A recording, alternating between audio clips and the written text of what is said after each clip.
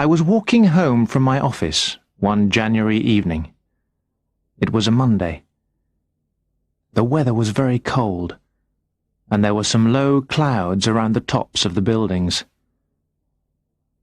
Once I'd left the main road, there weren't many people in the dark, narrow streets of Budapest's 13th district. Everything was very quiet. It felt as if the city was waiting for something. As I walked, I thought about what had happened at work. I'd argued with one of the Hungarians I worked with. It was the first serious problem since I'd arrived. I was trying to think what to do about it, and I was also hoping that my wife, Andrea, had made one of her nice hot soups for dinner. After about 5 minutes, it started to snow heavily, so that the streets were soon completely white. As I was walking along a very dark part of one street, there was the noise of a door shutting loudly inside a building. Then I heard the sound of someone running. Suddenly, the street door opened, and a man came out of it and ran straight into me. I fell over into the snow, shouting something like, "Hey, watch where you're going!" My words were loud in the empty street. The man turned to look at me for a moment. "Sorry," he said very quietly, in Hungarian, before walking quickly away.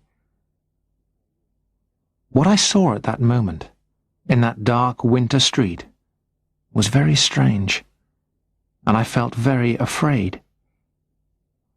Because what I saw was me. My face looking down at me. My mouth saying sorry.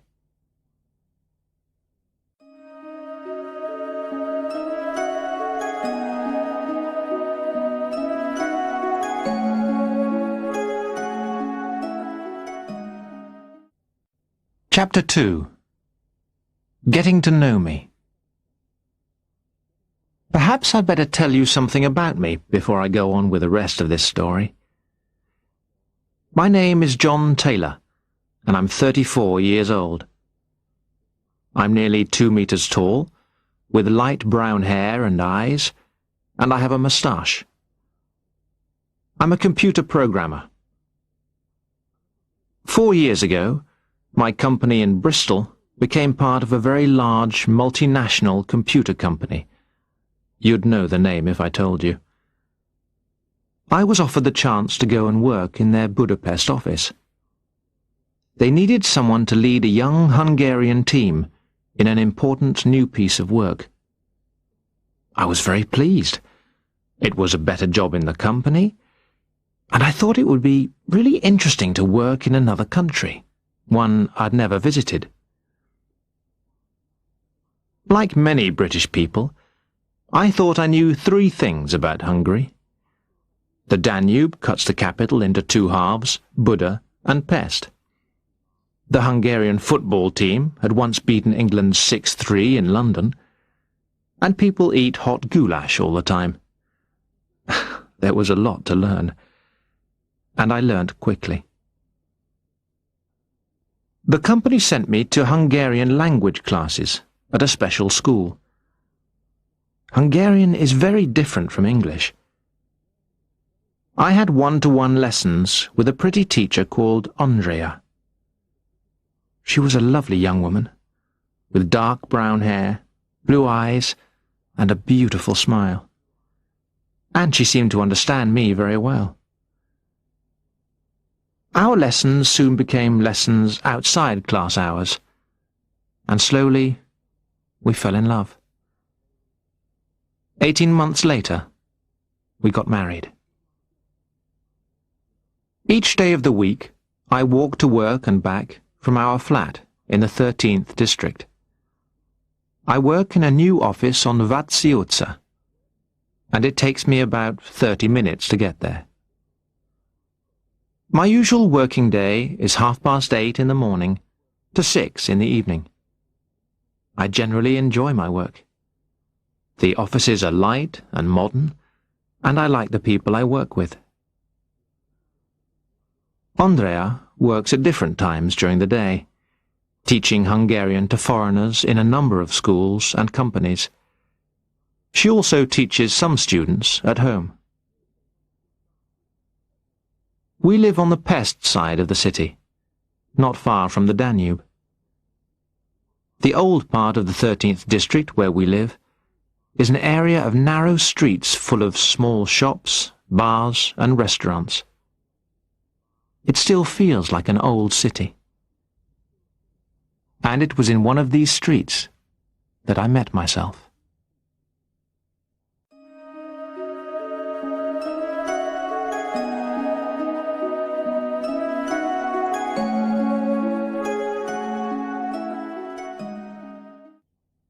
Chapter 3.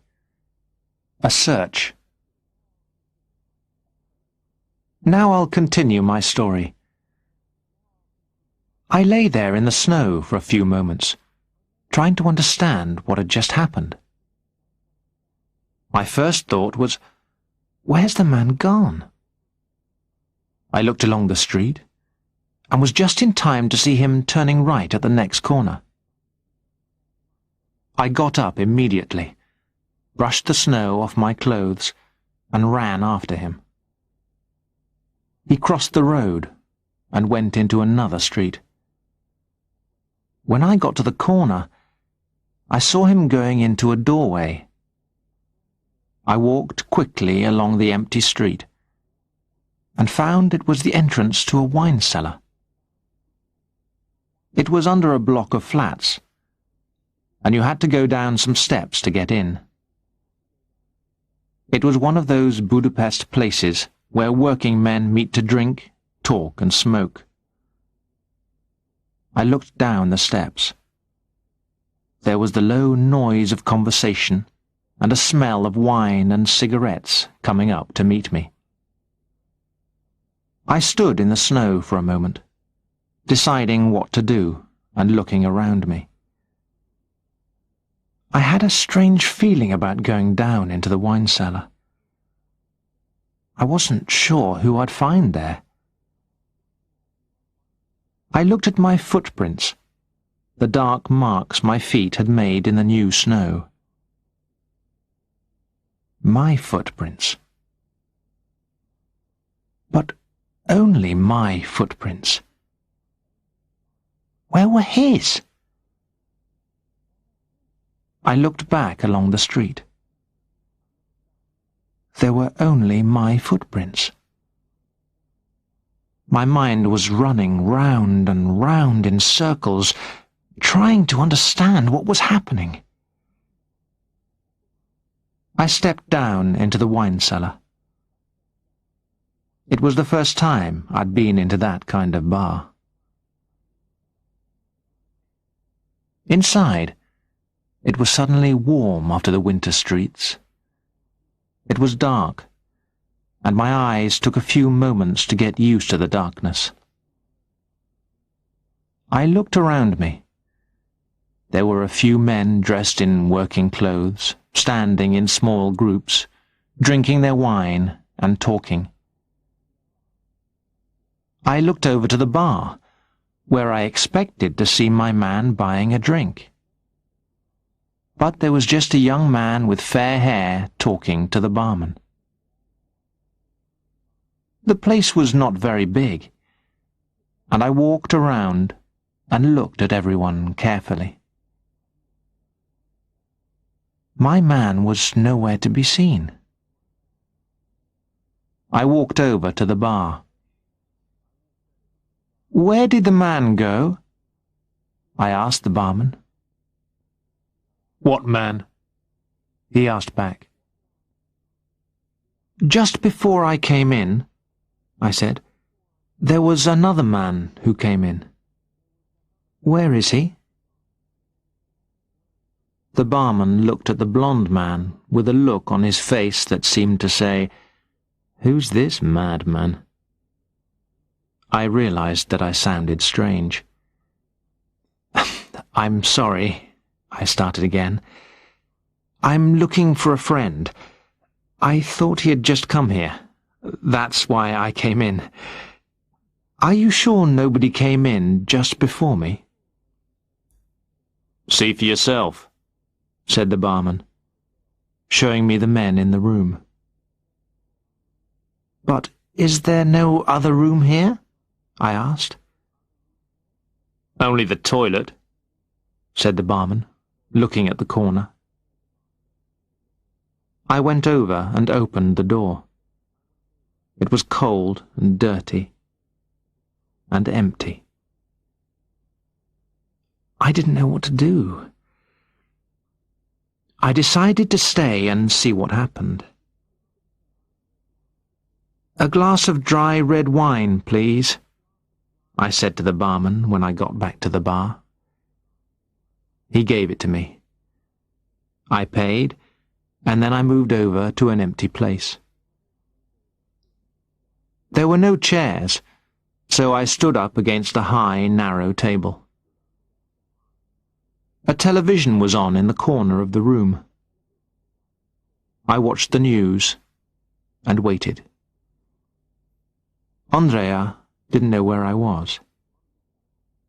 Nobody came in or went out. I drank another glass of wine. After an hour, I left. I didn't understand anything, and it was not just because I had drunk too much wine on an empty stomach. "You smell of wine and smoke," said Andrea, as I was standing by the front door, taking off my coat and boots. "What have you been doing?" "Oh, I just went for a drink with Peter," I said. "We argued at work today, and I wanted to talk about it, because there's an important meeting tomorrow." Don't think badly of me. I usually tell my wife the truth. It was just that, as I walked home, I had decided it would be better not to say anything about what had happened. When I thought about it, it all sounded so stupid. Someone ran out of a building and knocked me down into the snow.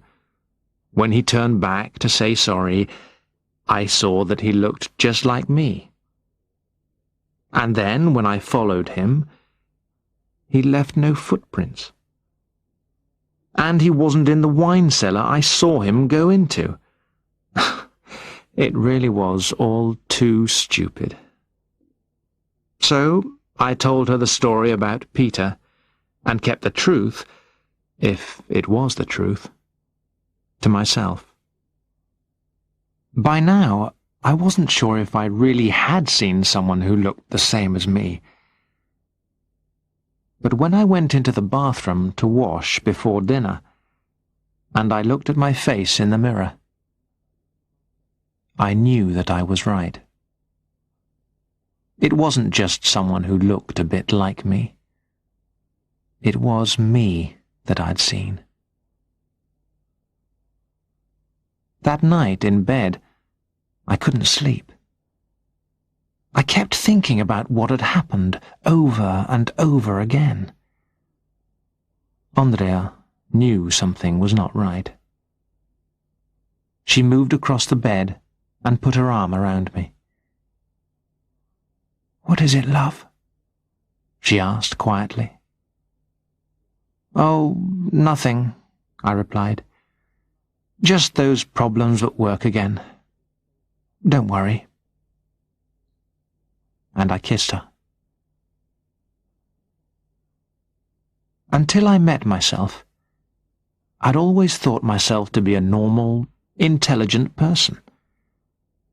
I thought I understood more or less how the world around me worked, even my new world in Budapest. But what happened that night in the street had changed something inside me, and I couldn't get it out of my mind. I kept seeing myself on the ground in that dark, snowy street, looking up at myself. I felt terribly afraid.